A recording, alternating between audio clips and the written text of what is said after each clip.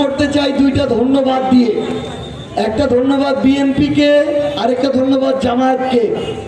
গতকালকে আমরা একটা সংবাদে দেখলাম যে এতদিন ধরে বাংলাদেশ থেকে যারা হজ করতে যেতেন তাদের থেকেও এক প্রকার চাঁদাবাজি করা হতো। এই চাঁদাবাজিটা সরকারের সহযোগিতায় বিভিন্ন বেসরকারি প্রতিষ্ঠান চাঁদাবাজি করত। যেই হাজিরা ভারত থেকে, পাকিস্তান থেকে 2 লাখ 3 লাখ টাকায় হজ করতে যায়,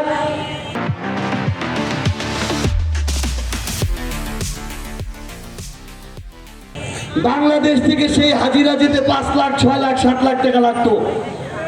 গতকালকে আমরা দেখলাম যে বিএনপি সরকারের পক্ষ থেকে জনপ্রতি 25,000 টাকা করে সরকারের ফি কমানো হয়েছে। যদিও এটা অনেক কম, তারপর আমরা সরকারকে ধন্যবাদ জানাতে চাই যে হাজিদের দিকে তাদের অন্তত একটু দৃষ্টিটা পড়েছে। এবার একটা জামায়াতকে ধন্যবাদ দিতে চাই। গতকালকে থেকে ফেসবুক, সোশ্যাল মিডিয়া একটা ইস্যুকে কেন্দ্র করে ঘুরপাক খাচ্ছে। জামায়াতের সাতক্ষীরার যে এমপি, তার নৈতিক স্খলনজনিত একটি ঘটনা।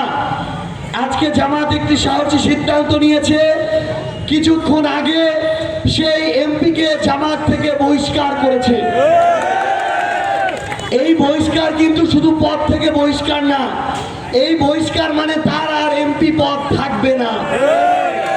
এই বহিষ্কার মানে ওই আসনে নতুন করে আবার নির্বাচন হবে।